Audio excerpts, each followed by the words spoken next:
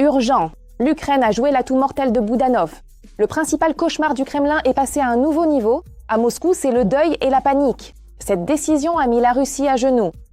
Boudanov est sorti de l'ombre et a préparé une surprise mortelle qui détruira les plans de Poutine lors du dénouement. L'artillerie lourde est entrée en action. Opération Vengeance pour Kiev. Les services de sécurité ont lancé une opération de représailles de grande envergure. Moscou en cendres. Une frappe directe sur les lanceurs nucléaires. Les bons drones transforment la Russie en enfer. Sensation. Il faut absolument que tu vois ça. Point nucléaire pour l'Ukraine. Cette décision a été prise brusquement. La Grande-Bretagne et la France donnent la bombe atomique. Les troupes de l'OTAN franchissent la frontière. Les sceptiques sont en panique. La question du renforcement nucléaire de l'Ukraine est posée sur la table. Les coulisses politiques ont explosé. Le compte à rebours final a commencé. Trump et Zelensky ont annoncé la date. La guerre se terminera le 4 juillet.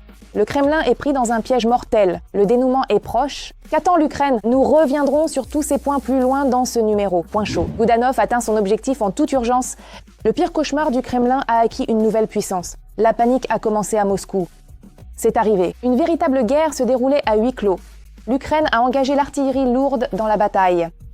Quel atout fatal Boudanov réserve-t-il au Kremlin pour le dénouement? Regardez.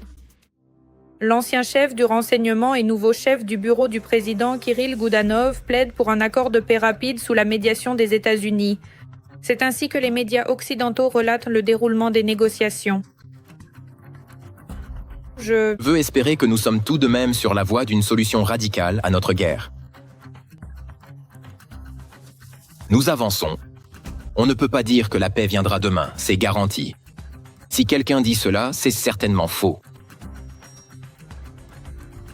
Mais énormément d'efforts sont déployés. Je le dis franchement, nous avançons. Un optimisme mesuré, c'est l'expression que j'utiliserai pour expliquer clairement la situation.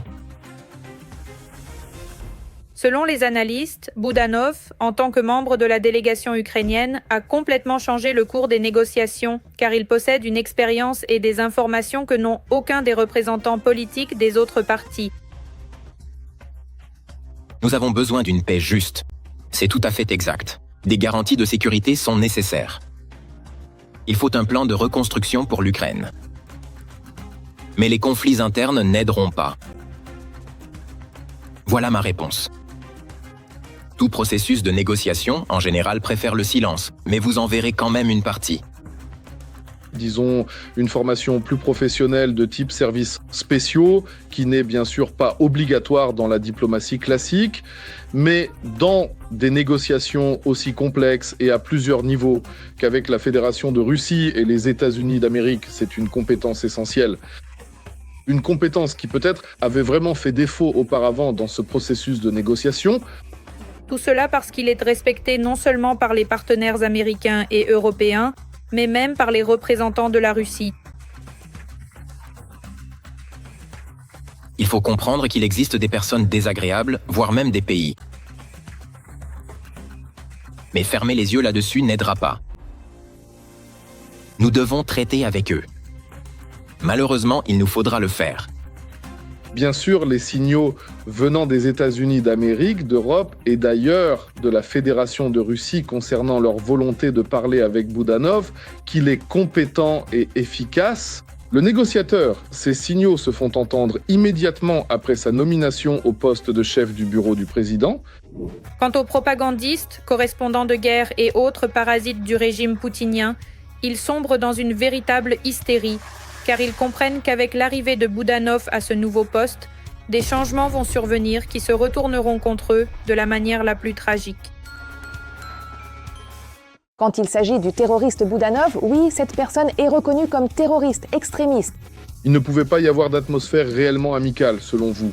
Nous vous demandons maintenant exclusivement votre point de vue subjectif. Lors des négociations, à un tel niveau, il est difficile d'imaginer une véritable atmosphère amicale.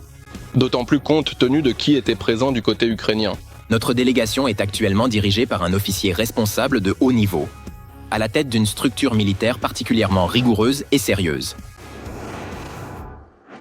Et en face se trouve le terroriste, meurtrier et scélérat Boudanov, personnellement coupable de la mort de ses proches amis. L'homme assis de notre côté. Ce n'est pas tout.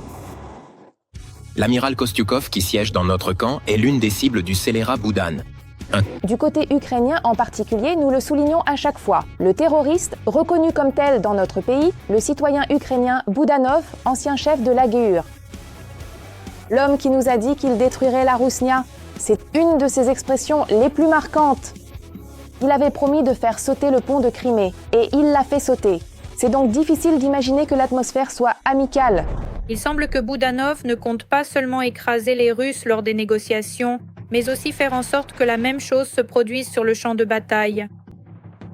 Il est impératif qu'il puisse redémarrer, disons, toute la perception générale et l'image du bureau du président et créer enfin ce dont nous sommes en train de parler depuis très longtemps déjà, ce qu'on appelle le véritable cabinet militaire stratégique, dans la mesure du possible, en coordonnant même parfois le cabinet des ministres ukrainiens, en donnant des recommandations appropriées, en partageant son expérience, par exemple, sur la façon de réorganiser, par exemple, l'économie du pays sur un pied de guerre. Il sera problématique de négocier avec une position faible. Impossible.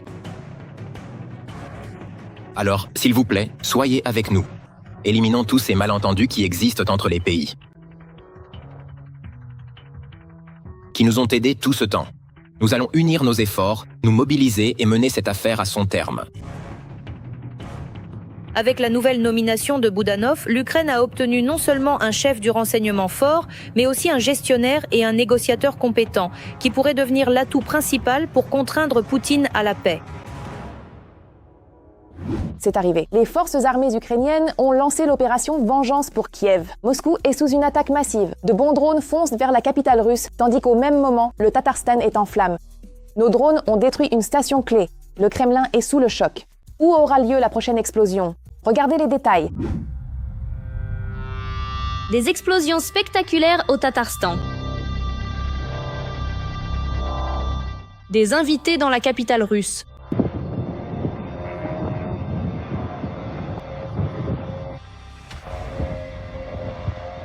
Et un blackout sans fin à Belgorod.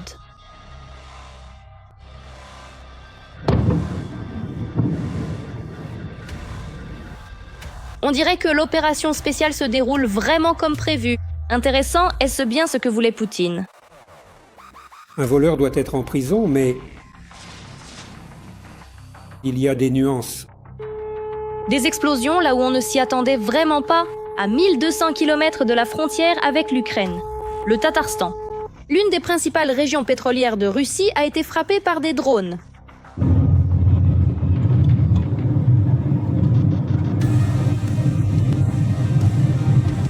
Il s'agit de la station de pompage pétrolier de Kaleykinskaya, l'un des nœuds clés du système de pipeline russe. C'est l'une des principales stations de pompage pétrolier sur le territoire de la Fédération de Russie qui assure en conséquence le pompage et le tri des produits pétroliers pour leur transport ultérieur par l'oléoduc Druzhba. Autrement dit, c'est un élément clé de l'oléoduc Druzhba. À Belgorod aussi, il y a une ambiance particulière et apparemment, elle ne plaît pas vraiment aux habitants locaux. Il fait tout simplement sombre dans la ville.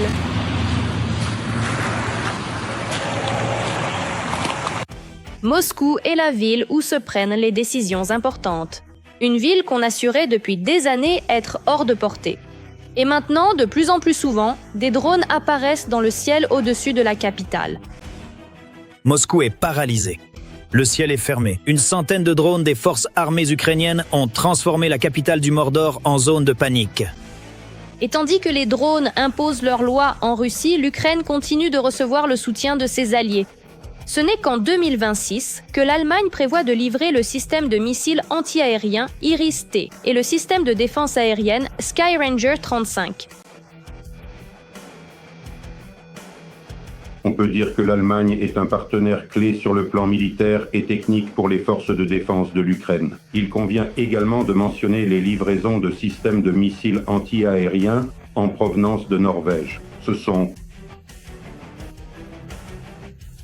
des systèmes de missiles anti-aériens, le NASAMS, qui est considéré comme l'un des meilleurs au monde. Mais l'Ukraine ne fait pas que recevoir des armes de ses alliés, elle élargit aussi sa coopération dans la production d'armements. La France a récemment annoncé un renforcement de son partenariat avec l'Ukraine dans le domaine de l'utilisation des drones. Je suis également venue à Kiev pour tenter de travailler avec le ministère de la Défense dans des domaines très novateurs, tels que les drones. Je pense que nous reviendrons sur cette question. Nous devons absolument mettre en place un véritable partenariat stratégique sur les drones dans un délai très court. Cette année, l'Ukraine recevra environ 10 000 drones d'attaque. Toute cette production est issue d'une collaboration entre l'Ukraine et l'Allemagne. Et d'ici la fin de l'année, il est prévu d'ouvrir encore 10 entreprises conjointes similaires. Nous achetons déjà tout ce que nous pouvons en matière de drones. Nous formons déjà nos soldats et nous allons chaque jour perfectionner nos efforts pour être meilleurs en matière de drones, car cela fait partie de l'avenir, de la guerre du futur, et en réalité, c'est déjà le présent. L'Ukraine augmente rapidement sa propre production d'armement et de drones. L'un des succès les plus remarquables est le développement de ses propres missiles de croisière, Flamingo.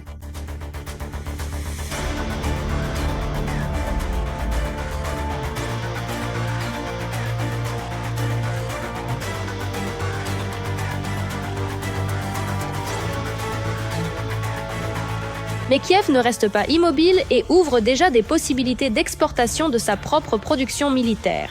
Bien sûr, en répondant d'abord aux besoins des forces armées ukrainiennes. La principale direction de cette coopération concerne les pays baltes, l'Europe du Nord, l'Allemagne et le Royaume-Uni.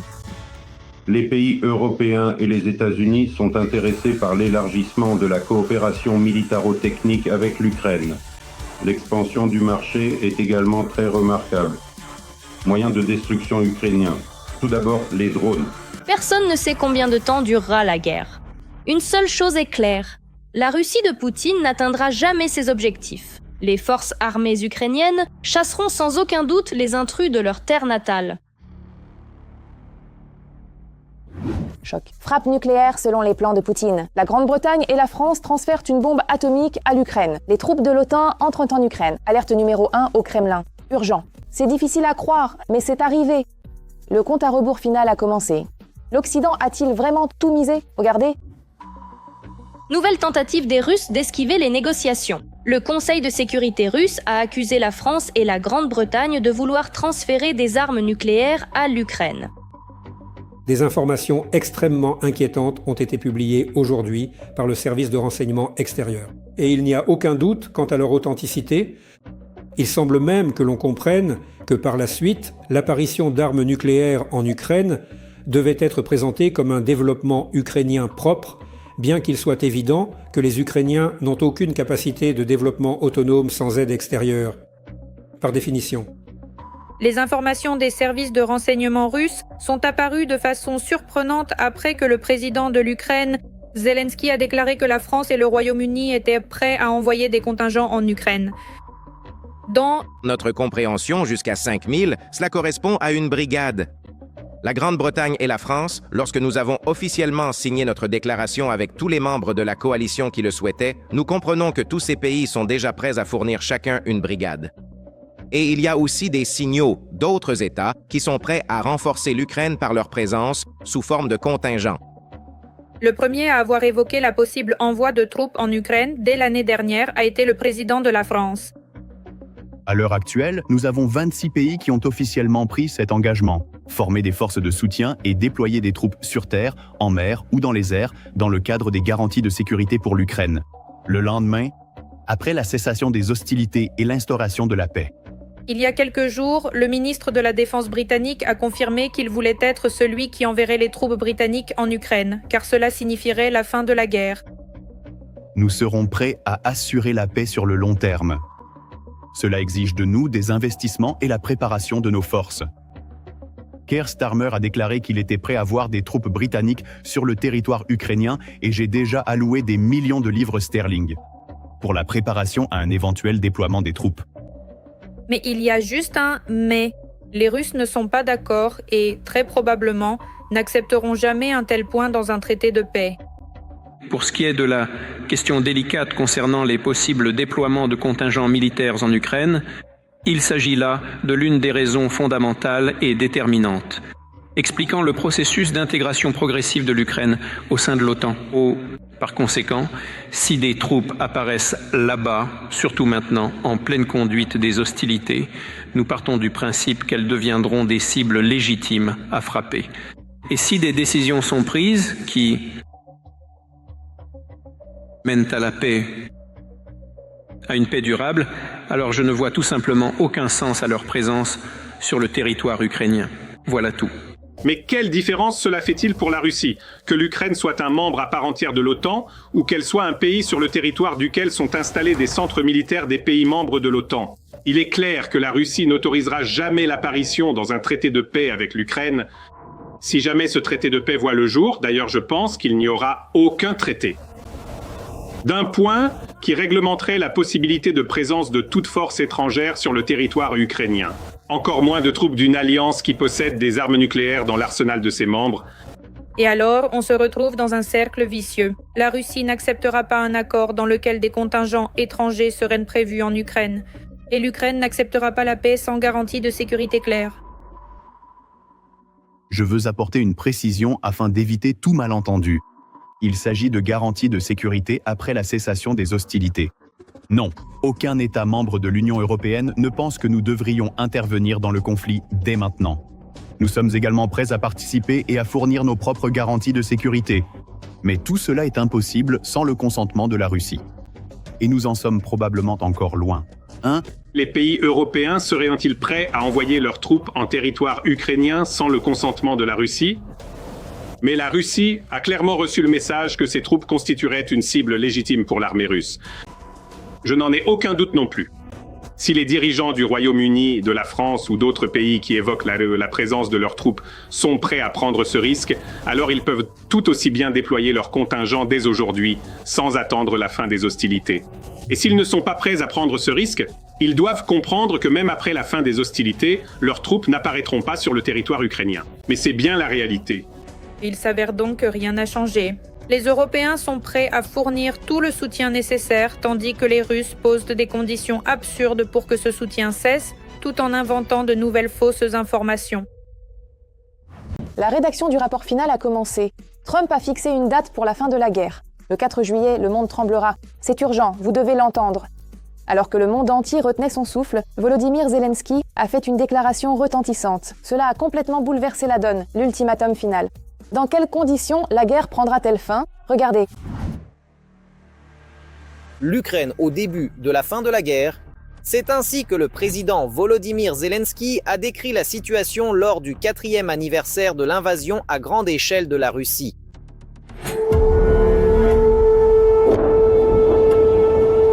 Cependant, la date de cette fin reste très floue.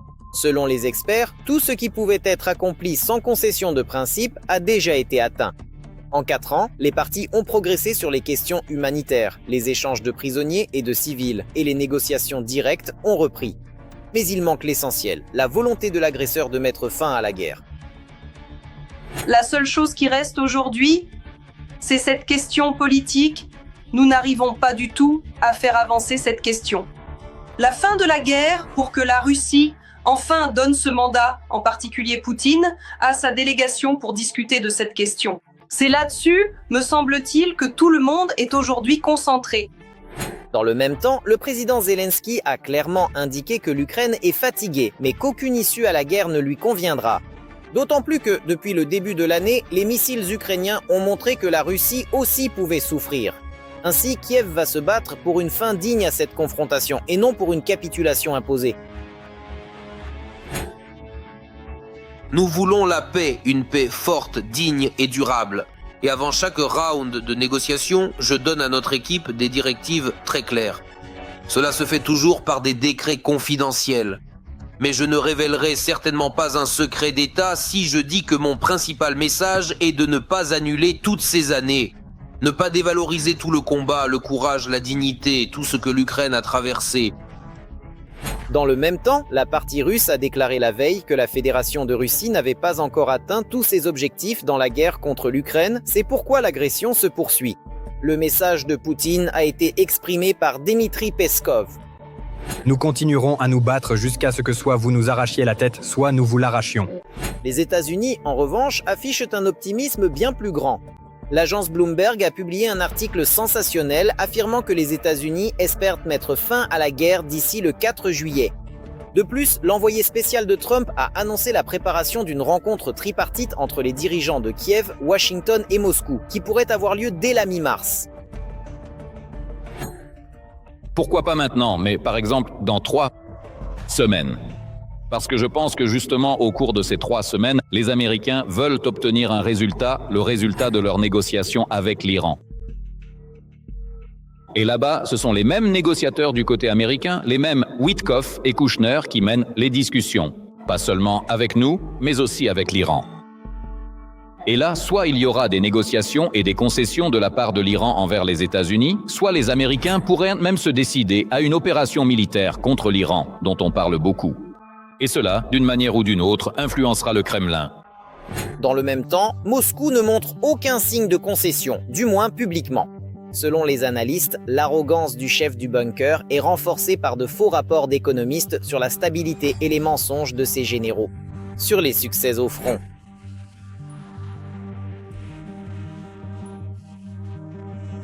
Cependant, il est important de noter que cette situation présente aussi des aspects complexes et nuancés, nécessitant une étude plus détaillée afin de bien en comprendre tous les enjeux. Et au même moment que cela se produit, qu'un triomphalisme public règne en Russie, les analystes notent que les responsables officiels ne sont toutefois pas pressés de renoncer à la rencontre tripartite des présidents. Il est donc probable que cette option soit enfin prise au sérieux à Moscou comme le début d'accords constructifs pour mettre fin à la guerre. Le sujet de la rencontre au sommet des 3 dirigeants deviendra réellement central dans un avenir proche. Et, très probablement, le prochain cycle de négociations aura lieu à Genève. Il semble que le principal sujet sera précisément la rencontre des 3 dirigeants. Si la Russie donne son accord, alors à Genève, ils commenceront à élaborer certaines options de compromis qui pourront être soumises à l'approbation des 3 dirigeants. De plus, l'Europe a commencé à s'impliquer activement dans les négociations. C'est précisément sur ses épaules que reposera une part importante de ces fameuses garanties de sécurité d'après-guerre. En fait, l'adhésion de l'Ukraine à l'UE dépendra aussi d'elle. Et c'est précisément à partir des conditions finales de la paix que le sort futur sera clair. De tout le continent. La lutte porte sur la manière dont la guerre prendra fin, sur la façon dont se fera la marche vers la paix. Et ce n'est pas seulement une question entre l'Ukraine et la Russie, ni même uniquement une question concernant la région européenne et sa sécurité, mais dans une large mesure, il s'agit aussi de savoir sur quelle base se fera le retour aux fameuses règles, régulations à un nouvel ordre mondial, dont on parle déjà ouvertement aujourd'hui dans différents pays. C'est pourquoi les experts appellent à ne pas attendre de solutions rapides. Cependant, le fait qu'une lumière soit déjà visible au bout du tunnel ne fait aucun doute. Le rapport final, la Pologne coupe l'oxygène au dictateur. Agitation à Minsk. Loukachenko a perdu son sang-froid. Blocus total de la Russie et de la Biélorussie. Urgence, la frontière est verrouillée. Varsovie appuie sur l'accélérateur. Tous les détails à voir. La Pologne fait une déclaration retentissante et renforce sa frontière. À l'ouest de la Biélorussie, les réservistes sont convoqués d'urgence. Coïncidence ? Il ne faut compter que sur soi-même. Il ne faut compter sur personne. Je le répète pour la 5e fois, non, nous n'avons pas d'amis dans le monde. Non. Les hommes en Biélorussie ont commencé à recevoir massivement des convocations. Ils sont emmenés le jour même, sans avoir le temps de se préparer. En plus, on leur confisque leur téléphone. Ainsi, comme le rapportent les proches, le contact avec les personnes mobilisées est immédiatement perdu. Pour ma part, bien sûr, cela m'inquiéterait. La principale différence, c'est justement que cela n'était jamais arrivé auparavant. Et en fait, les réseaux sociaux biélorusses se sont enflammés précisément parce que cela n'était jamais arrivé auparavant. Et les gens se demandent les uns aux autres, supposons que cela se passe dans une région, et chez vous, est-ce que ça arrive aussi ? La première question que tout le monde se pose, c'est est-ce que cela se passe maintenant dans toute la Biélorussie ? Ou bien est-ce encore isolé à quelques districts du pays ? Officiellement, bien sûr, on appelle cela un contrôle de l'état de préparation au combat, pas une mobilisation. Mais en Russie, tout a aussi commencé par des rassemblements et des contrôles. Je dirais tout d'abord qu'il s'agit de la dissimulation d'informations. En effet, la personne est immédiatement emmenée, tout de suite on l'emmène quelque part et on lui confisque son téléphone pour qu'elle ne puisse prévenir personne et on ne sait pas ce qui lui arrive ensuite. C'est ce verrouillage maximal de l'information. Et c'est ce point qui devrait particulièrement nous inquiéter car nous ne comprenons vraiment pas ce qui va arriver aux gens par la suite. Qu'est-ce qui est intéressant alors ? C'est la mobilisation des réservistes précisément dans les régions occidentales du pays, c'est-à-dire près de la Pologne. C'est aussi là qu'il y a une zone stratégique sensible de l'Europe, le corridor de Suwałki. Il y a vraiment trop de coïncidences en un seul point. Il s'agit d'une portion assez étroite entre la région de Kaliningrad et la Russie. En partie, en fait, la ville la plus peuplée, Suwałki, se trouve non loin de la frontière entre la Pologne et la Lituanie. La largeur là-bas, il me semble, est d'environ 40 km, donc c'est vraiment très étroit. C'est pourquoi, si l'on concentre là-bas des forces suffisamment importantes, il serait possible d'ouvrir assez rapidement, excusez-moi, un corridor terrestre vers la région de Kaliningrad. Parallèlement, la Pologne a déclaré qu'il lui faudrait 48 heures. C'est exactement le temps dont ils ont besoin pour miner complètement la frontière avec la Biélorussie et la Russie. Aujourd'hui, le 20 février, le pays s'est retiré de la Convention d'Ottawa et a désormais pleinement le droit de miner ses frontières. Mais les préparatifs biélorusses pourraient-ils être liés aux actions de la Pologne elle-même ? Bien que pour l'instant nous ne voyons que des attaques hybrides, cela ne veut pas dire que demain il ne puisse pas se passer autre chose. Une véritable attaque pourrait être très intense. C'est pourquoi, bien sûr, je considérerais cette histoire de mobilisation comme une menace réelle d'une possible attaque. Et en conséquence, puisqu'il faut plus de 48 heures pour poser des mines, eh bien, il est temps de commencer à miner.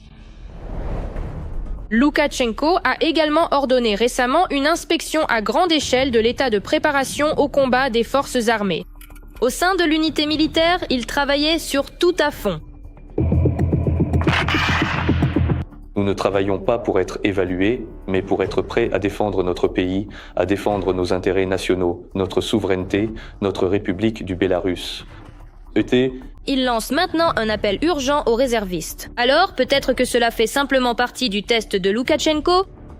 Bien sûr, à mon avis, cela ressemble à un signal de Sakoud. Mais il ne faut pas s'y fier uniquement. Je pense que cela doit être perçu comme une menace militaire spécifique. Moscou réapparaît ici. Eh bien, comment pourrions-nous nous passer d'elle ? L'influence quasi totale du Kremlin fait de la Biélorussie non seulement un allié, mais un véritable tremplin pour des provocations contre l'OTAN. Pour être franc, nous vivons presque en temps de guerre. Il suffit de se rappeler la déclaration concernant Oreshnik sur le territoire biélorusse. De plus, les premières positions du complexe de missiles Oreshnik ont été installées. Il est chez nous depuis hier et prend son service de combat. Ou encore l'information selon laquelle la Russie utilise le territoire biélorusse pour attaquer l'Ukraine et faire pression sur les pays européens. Les opérateurs des drones Shahed russes frappent l'Ukraine, y compris depuis le territoire de la Biélorussie. La coordination des frappes est assurée depuis le territoire biélorusse. La Russie utilise la Biélorussie comme terrain d'essai pour faire chanter l'Europe. Néanmoins, à Minsk, ils ont déclaré qu'ils n'avaient pas l'intention de faire la guerre aux pays occidentaux. Mais il est peu probable qu'un dictateur du Kremlin écoute un autre dictateur, celui de la pomme de terre. Quant à l'implication dans la guerre, j'en doute. Parce qu'à mon avis, de toute façon, c'est Loukachenko lui-même qui prend ses décisions. Et pour l'instant, il veut garder sa liberté de manœuvre, y compris pour ses éventuelles relations avec Trump. Bien sûr, Loukachenko va faire un peu de gonflement de joues, va simuler un certain danger, mais on ne peut pas dire qu'il soit totalement sous contrôle de Poutine. Ce n'est pas le cas, mais cela n'empêche pas vraiment de mener et de préparer des provocations. La Lituanie suit de près l'évolution de la situation dans la République, et elle déclare qu'il n'y a pas encore de raison de paniquer. Mais la Russie a clairement ses propres plans pour la Biélorussie, car le fait de tester constamment les frontières de l'OTAN et de vérifier la réaction des voisins est une stratégie systématique, une mise à l'épreuve de la patience de l'Alliance. Un chantage à plusieurs milliards. La Slovaquie coupe l'électricité à l'Ukraine. Robert Fico a coupé le courant pour obtenir du pétrole russe. Catastrophe ou bluff ? Dans le premier détail, en coulisses des négociations. Regardez. La Russie détruit le secteur énergétique ukrainien tandis que la Slovaquie fait du chantage à l'Ukraine avec l'électricité. L'ami de Poutine, le ministre slovaque Robert Fico, a annoncé l'arrêt des livraisons d'électricité d'urgence à l'Ukraine. À partir d'aujourd'hui, une nouvelle règle est en vigueur. Si la partie ukrainienne s'adresse à la Slovaquie pour demander de l'aide afin de stabiliser le réseau énergétique ukrainien, cette aide, elle ne l'obtiendra pas. Le président ukrainien nous a intentionnellement causé un préjudice en arrêtant les livraisons de pétrole par l'oléoduc. L'arrêt des approvisionnements pétroliers est une décision purement politique visant à faire chanter la Slovaquie concernant sa position internationale sur la guerre en Ukraine. Bien. Essayons maintenant de comprendre de quoi nous parlons et quel est le rapport avec l'amitié. Suite aux sanctions imposées au pétrole russe, l'Europe a trouvé des fournisseurs alternatifs de cette ressource. Mais la Slovaquie, avec la Hongrie, a obtenu l'autorisation de continuer à acheter du pétrole russe via le pipeline mentionné par Fico, l'oléoduc Druzhba. Cependant, il ne s'agissait ni d'une exception ni d'un cadeau. C'est un compromis dans le cadre de la politique de sanctions de l'UE pour une période de transition car la Hongrie et la Slovaquie n'ont pas d'accès direct à la mer. Et il faut du temps et de l'argent pour développer des itinéraires alternatifs et des infrastructures. Eh bien, à la 5e année de la guerre à grande échelle, après 19 paquets de sanctions européennes contre la Russie, la Slovaquie et la Hongrie, à en juger par la rhétorique et le comportement de leurs autorités, n'ont fait qu'approfondir leur dépendance envers la Russie. Pourtant, encore une fois, il existe des alternatives aux ressources. La Turquie, selon les propos du président Erdogan, a dit « pas de problème ». La Russie, via le South Stream, fournit des ressources énergétiques à la Turquie, puis de la Turquie vers la Bulgarie, ensuite la Serbie, puis vers la Croatie et la Hongrie. Mais ni la Slovaquie ni la Hongrie n'acceptent ce scénario. Pourtant, encore une fois, si vous tenez tant aux ressources russes, voici, s'il vous plaît, un scénario pour les obtenir. La seule chose, c'est qu'elles seront plus chères. Donc ici, la question n'est pas l'impossibilité d'obtenir une ressource importante pour vous, mais bien le prix de cette ressource. Autrement dit, vous ne voulez pas payer plus cher. Et c'est votre raison. Et qu'avons-nous aujourd'hui ? La Slovaquie accuse l'Ukraine d'avoir arrêté le transit du pétrole par l'oléoduc, alors que l'oléoduc Druzhba est à l'arrêt à cause de l'attaque de la Russie contre l'Ukraine. Le 27 janvier, l'équipement de l'oléoduc a été endommagé dans la région de Lviv. Des travaux sont en cours pour le réparer et l'Ukraine ainsi que l'UE ont proposé une méthode alternative d'approvisionnement. La Commission européenne a autorisé la Hongrie à importer temporairement du pétrole russe via la Croatie. L'Ukraine propose à l'UE l'oléoduc Odessa-Brody en remplacement du Druzhba endommagé. Il est évident que les réclamations doivent être adressées à la Russie, mais la Slovaquie accuse l'Ukraine non seulement d'avoir interrompu le transit, mais aussi d'être responsable de l'attaque russe. De plus, Bratislava affirme que l'Ukraine n'autorise pas leurs experts à inspecter le site. Et voilà, c'est précisément à cause de cela. La Slovaquie, représentée par Fico, et la Hongrie avec Orban se sont mises à faire du chantage à l'Ukraine. D'ailleurs, l'arrêt des livraisons d'électricité s'inscrit dans la continuité d'un conflit amplifié, car la veille, ces pays avaient déjà cessé d'exporter du diesel vers l'Ukraine. La Hongrie, d'ailleurs, menace elle aussi d'arrêter les livraisons d'électricité, affirmant que le transit du pétrole n'est pas interrompu à cause de dommages sur l'oléoduc, mais pour des raisons politiques de la part de l'Ukraine. L'oléoduc Druzhba n'a subi aucune attaque russe. L'oléoduc lui-même n'est pas endommagé. À l'heure actuelle, il n'y a aucune raison physique ni aucun obstacle matériel à la reprise des livraisons. Il s'agit d'une décision purement politique de l'Ukraine. C'est un pur chantage contre la Hongrie dans le but de modifier notre position sur l'Ukraine, l'adhésion à l'UE et tout ce qui s'y rapporte. Et bien sûr, les deux pays ne manquent pas une occasion de critiquer l'Ukraine pour les frappes contre les infrastructures pétrolières de la Russie. Que font la Slovaquie et la Hongrie par leurs actions ? Elles s'efforcent par tous les moyens de rester en contact avec la Russie. Elles veulent maintenir la présence de la Russie sur le marché unique de l'Union européenne. Autrement dit, en fait, par leurs actions, ils vont à l'encontre de la politique générale de l'UE. Et maintenant, parlons justement des conséquences de la décision de la Slovaquie. Ukrenergo a déclaré que l'arrêt des livraisons d'électricité depuis Bratislava n'affecterait en rien la situation énergétique. La dernière fois que l'Ukraine a demandé une aide d'urgence à la Slovaquie, c'était il y a plus d'un mois et dans des volumes très limités. En général, l'aide d'urgence en provenance de la Slovaquie arrivait dans le système énergétique unifié de l'Ukraine. Assez rarement. Il s'agissait de livraisons de courte durée. De plus, Ukrenergo a précisé que l'Ukraine n'avait pas reçu de documents officiels concernant la résiliation unilatérale du contrat de la part de l'opérateur slovaque CEPS. En ce qui concerne l'importation commerciale, rien ne change. Les livraisons continueront d'être effectuées. Et selon les experts, ni la Slovaquie ni la Hongrie ne renonceront à cela, même si le Kremlin le souhaite fortement. Car cela leur rapporte beaucoup d'argent. Pour comprendre, sur toute l'électricité importée par l'Ukraine, 19% provient de la Slovaquie et 42% ont été vendus à l'Ukraine par la Hongrie. C'est-à-dire, selon les règles européennes, il est impossible de couper la ligne électrique reliant la Slovaquie à l'Ukraine. Même si le Premier ministre le souhaite, ce n'est pas possible. L'électricité, selon la classification des marchandises du commerce extérieur, appartient au groupe 27-16. Le commerce extérieur, et dans le domaine du commerce extérieur, l'Union européenne fonctionne comme un seul organisme, une seule entité.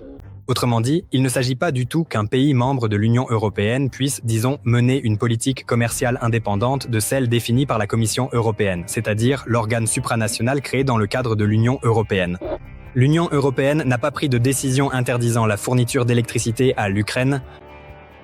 C'est pourquoi la déclaration retentissante de Robert Fico et les menaces d'Orban ne sont qu'un bluff, un nouveau jeu de scène pour le public et probablement un spectacle destiné à Poutine. Tout comme leur refus de soutenir le 20e paquet de sanctions contre la Russie. Les 19 précédents paquets, la Hongrie et la Slovaquie les ont également freinés, mais au final, ils ont tout de même voté en faveur de ces mesures de restriction. C'est tout pour aujourd'hui, mais retrouvez d'autres actualités brûlantes du front dans notre prochaine édition.